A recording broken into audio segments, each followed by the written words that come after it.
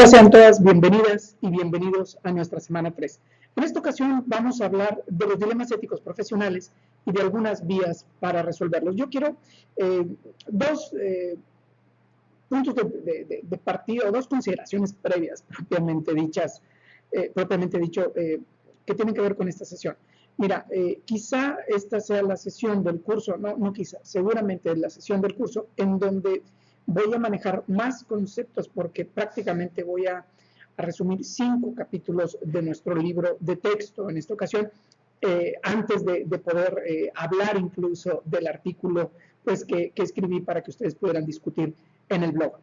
Y por otro lado, pues también quisiera que tuvieras en cuenta que estos capítulos pues, son parte fundamental de la tarea que tú habrás de desarrollar esta semana. Sin esa información, difícilmente tú puedes desarrollar esta tarea. Entonces, ya entrando propiamente en materia, en lo conceptual de esta semana, pues quisiera recordarte una idea que te compartí en la sesión de arranque de nuestro curso. Mira, una de las competencias clave que queremos desarrollar es la identificación, análisis y resolución de dilemas éticos, ¿verdad? Entonces, de ahí que antes de analizar con más detenimiento el artículo que escribí en torno al desastre del hospital de Coajimalpa, creo que convendría distinguir y aclarar qué es un dilema ético. Vamos a ello. Mira, un dilema ético, por lo regular, alude a la pugna que existe entre dos normas o deberes morales o deberes de carácter moral. Va un ejemplo que me permita dejar más claro el punto. Imagina que tú descubres a un amigo muy próximo, una amiga muy próxima a ti, muy cercano, que la descubres cometiendo un fraude en la empresa para la cual trabaja. Probablemente, si fuera otra persona que no tiene nada que ver contigo, pues no denunciarías el hecho, ¿verdad? No dudarías un segundo para denunciar el hecho. No tardarías ni un momento para decir, oye, pues esta persona está fraudeando a la organización. Pero cuando ya la persona es un amigo o es un familiar, pues la cuestión, así verdad, cambia mucho.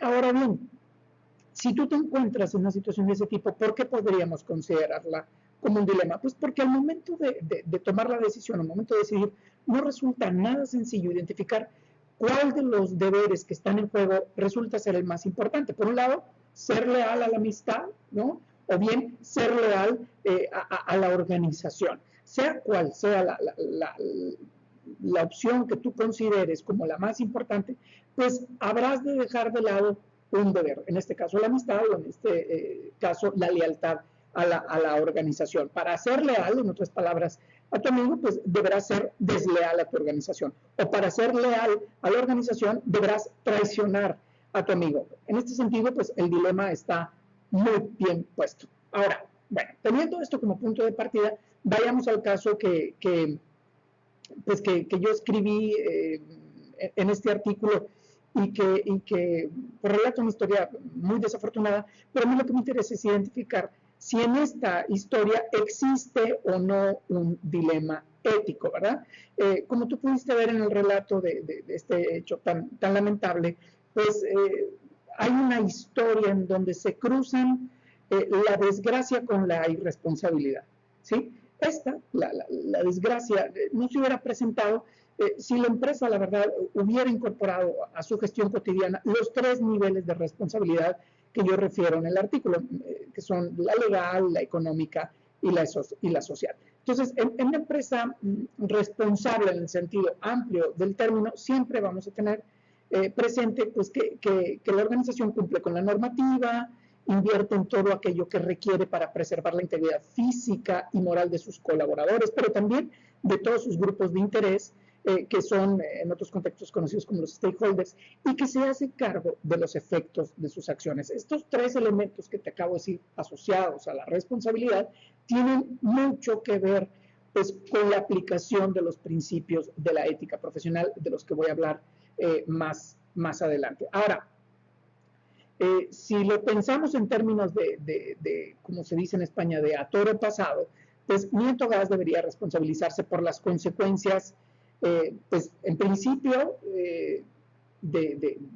de las víctimas mortales, de las familiares, de las víctimas de la infraestructura del sitio que se despedazó, incluso, no incluso, sino también de su propio, de sus trabajadores, pero también tiene que hacerse cargo, por ejemplo, de los efectos de la columna de humo, del ruido que se generó, del derrame de agua, de los químicos que se usaron para sofocar el incendio, del enorme gasto de energía que se generó y de los recursos públicos, y esto es bien importante, que se habrán de invertir pues ¿para qué? Pues para restituir el daño efectuado y sobre todo corregir el impacto ambiental. Estos gastos son, estos impactos son indiscutibles, ¿sí? Y en este sentido, ni los contribuyentes ni el gobierno deberían de gastar dinero por una acción que una empresa provocó. Entonces, en este sentido,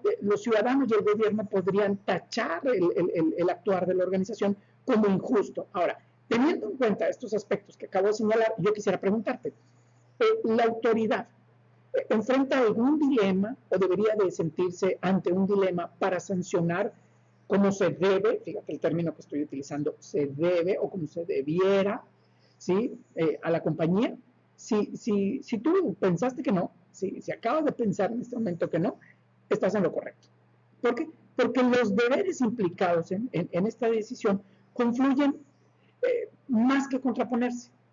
Habíamos dicho que en los dilemas los deberes están en pugna, están en choque, pero en este caso los deberes confluyen, o sea, es clarísima la decisión que tiene que tomarse. Entonces, ciertamente, como te comenté anteriormente en la sesión pasada, pues buscamos que en el curso, además de que tú aprendas, y al inicio tanto lo comenté, a identificar dilemas, pues necesitamos que los resuelvas. Entonces, para ello no basta con que ubiques solamente el dilema. Entonces, resolver, digamos, los dilemas éticos en la vida profesional implica, pues, que tú sepas usar algunas metodologías, algunos caminos, algunos métodos para poner en práctica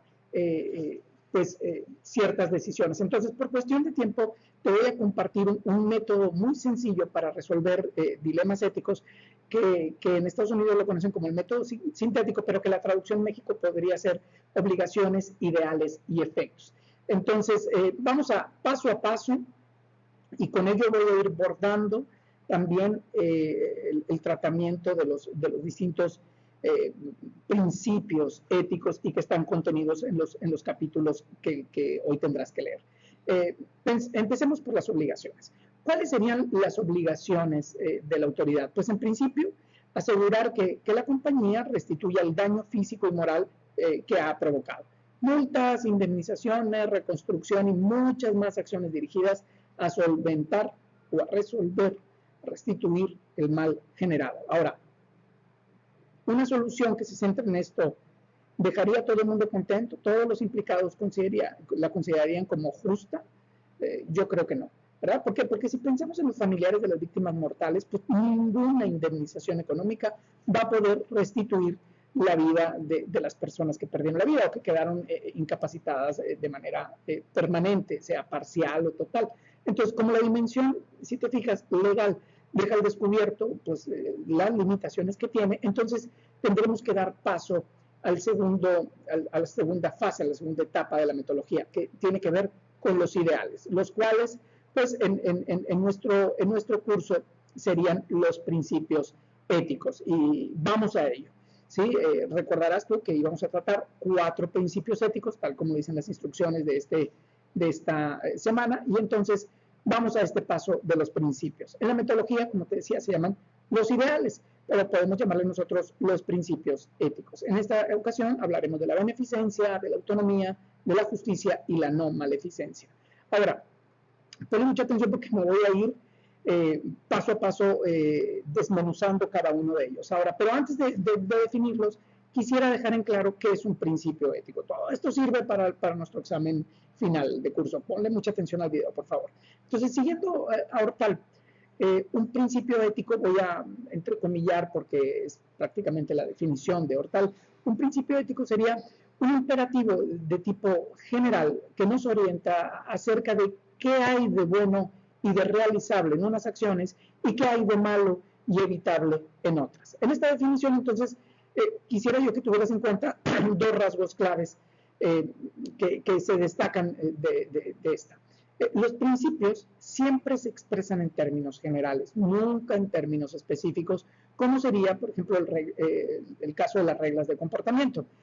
Por ejemplo, no platicar en el salón o cuando uno va al cine, apagar el celular para no molestar a los demás. Digamos que son reglas muy específicas. Entonces, en el caso de los principios, pues, como te digo, su expresión es en términos generales y su función es la de orientar, la de marcar rumbo, la de delinear horizontes.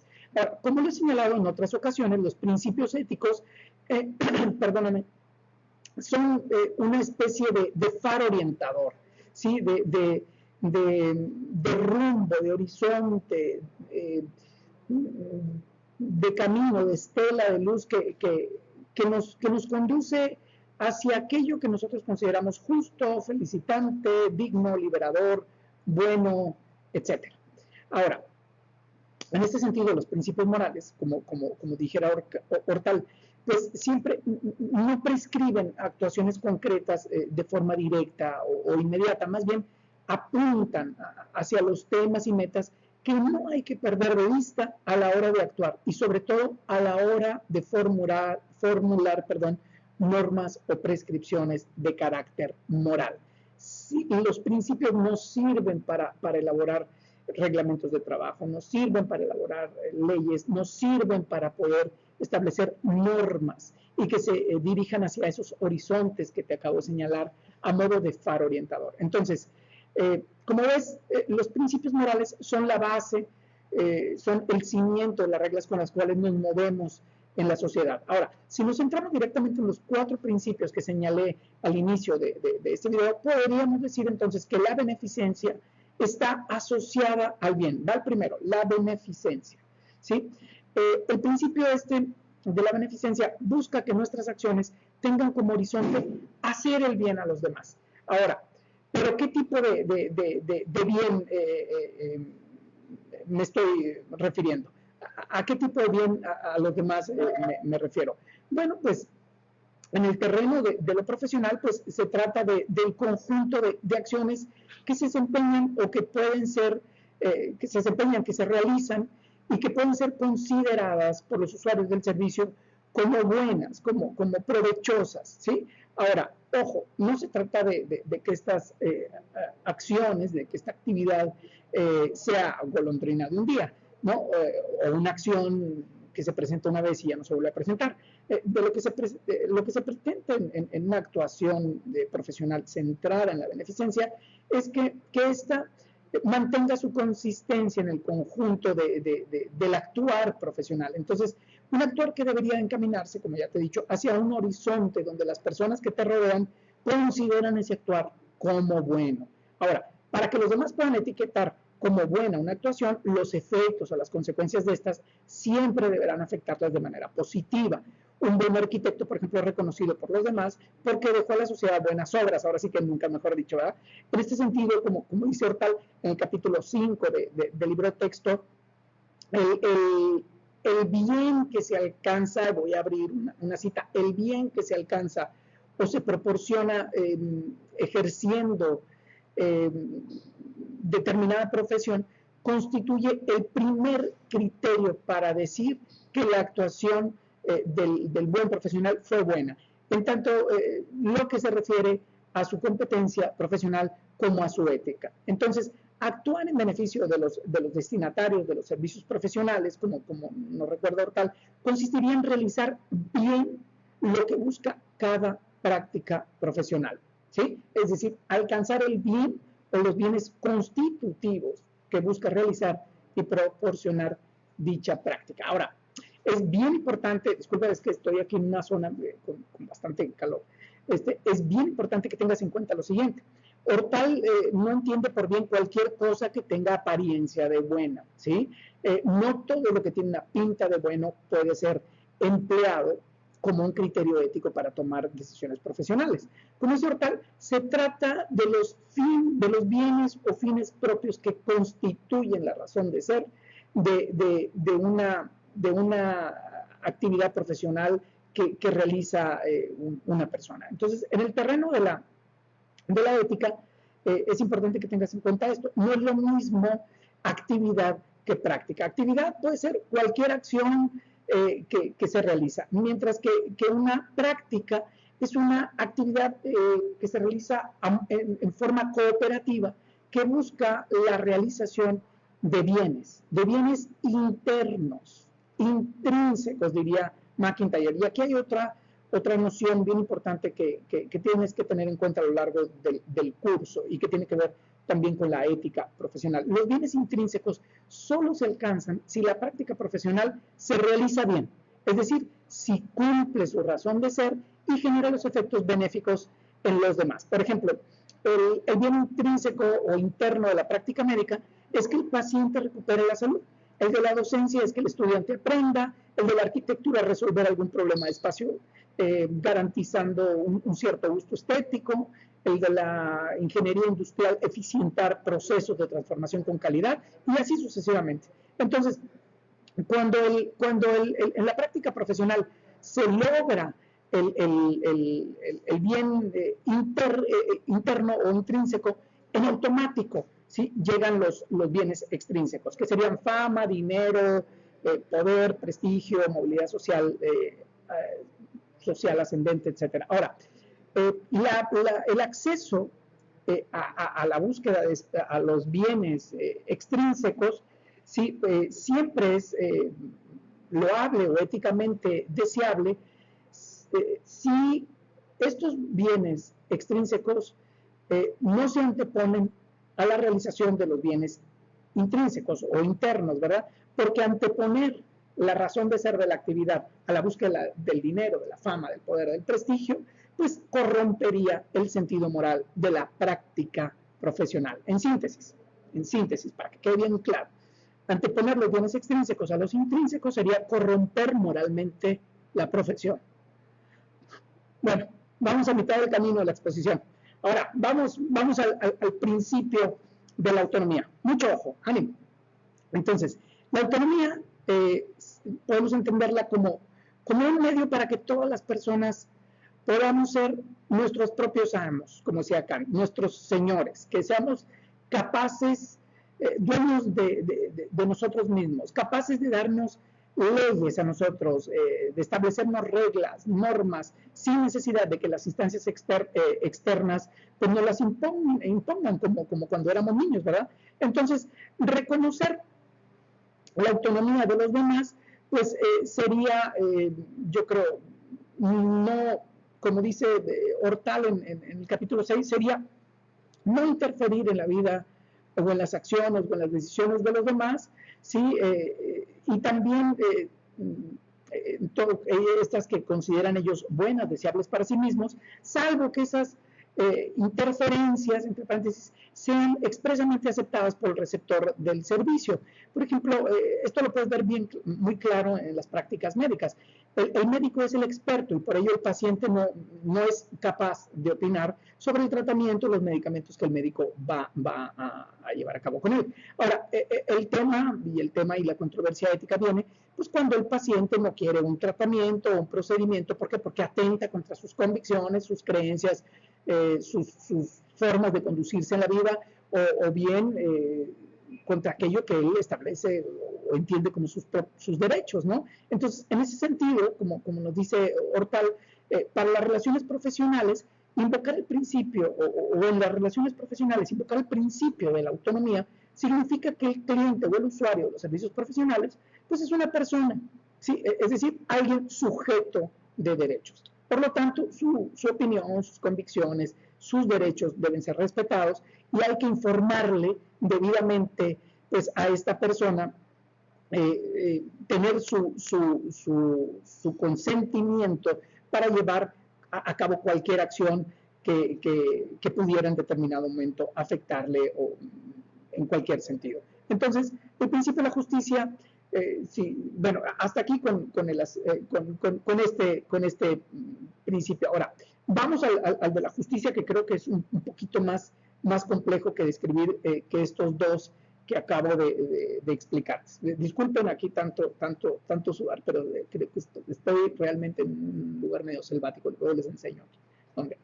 Bien, miren, ¿por qué es complejo de explicar el principio de la justicia? Bueno, pues porque justicia en determinado momento puede ser todo a la vez. ¿Sí? Como señala Hortal, el mismo bien o servicio que el profesional proporciona al usuario de los servicios es debido en justicia, porque pues, cuando ha sido contratado o bien cuando este servicio se presta a través del gobierno y que los ciudadanos pues sienten y saben que tienen un derecho a recibir esa prestación porque ellos ya han pagado un impuesto. Ahora, por otro lado, también toda práctica profesional que por incompetencia o que por negligencia cause daños al cliente o al usuario de los servicios, pues pasa también a ser un tema de justicia. Te fijas, ya hay dos dimensiones, ¿no? Es justo que me den un servicio o bien es justo que se restituya el daño que me ha generado ese servicio que me ofrecieron. Entonces, otra dimensión, una tercera dimensión del uso, digamos, de este principio sería el respeto a la dignidad y los derechos del usuario o del cliente de los servicios profesionales. También es un deber de justicia respetar su dignidad y sus derechos. Entonces, en síntesis, la justicia es pues dar a cada quien o a cada persona lo que le corresponde. Ahora, ¿por qué podemos decir que lo que le corresponde? Pues una síntesis muy apretada de lo que señala Hortal en el capítulo que dedica al principio de la justicia, podríamos decir por 4 razones básicas. La primera, por el hecho de ser una persona, ¿sí?, que requiere de un servicio profesional, y que ese servicio le permite satisfacer una necesidad o vivir de una mejor manera. Las profesiones, como ya te lo decía en la primera sesión, surgen por una demanda social, hay una razón social, son instituciones sociales, lo decíamos en la sesión pasada. Segunda razón, por el contrato que acompaña cada una de las relaciones profesionales. Es de recibo, es necesario, es justo cumplir lo que se establece en un contrato. Tercera razón, por el mérito contraído en razón de lo que se ha hecho, ¿verdad? Hay una carga proporcional. Yo hice mucho, bueno, pues debo recibir más. Yo hice poco, pues debo recibir menos. Entonces, si presté un servicio de calidad o de excelencia, pues es justo que se me pague lo convenido en los tiempos pactados, como tan justo es que yo pague por los beneficios recibidos, pues a través de un servicio prestado por otro. Y cuarto, por la participación proporcional en las cargas y en los beneficios derivados de la realización de la actividad profesional. Está muy alineado a lo que te decía en el segundo aspecto.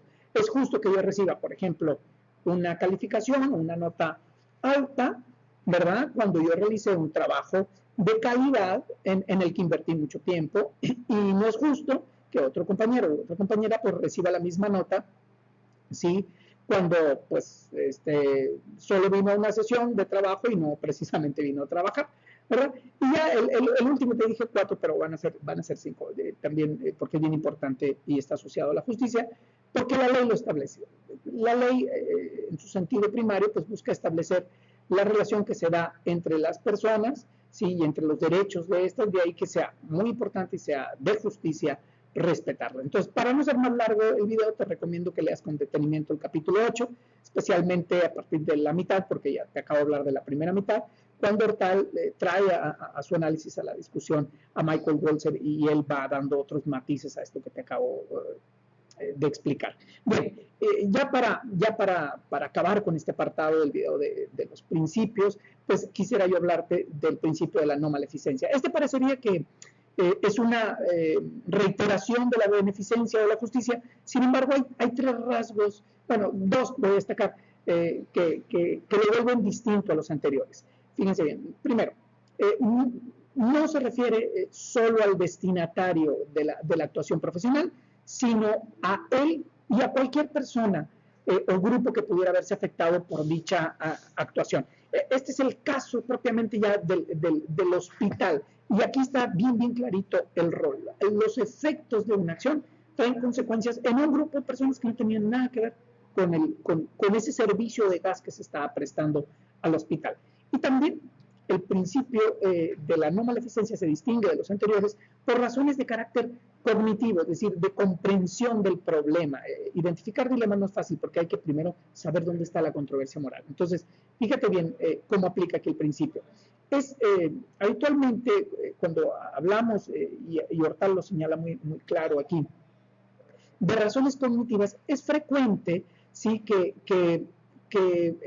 en situaciones complejas o difíciles de entender, pues también es muy difícil determinar qué es lo bueno, qué es lo malo hacer, o mucho más todavía, que sería lo mejor en términos éticos. Ahora, pero esas mismas situaciones en donde puede ocurrir que esté muy difícil determinar qué es lo bueno, también puede ser muy difícil determinar qué cosas hacen daño o qué cosas hacen mal.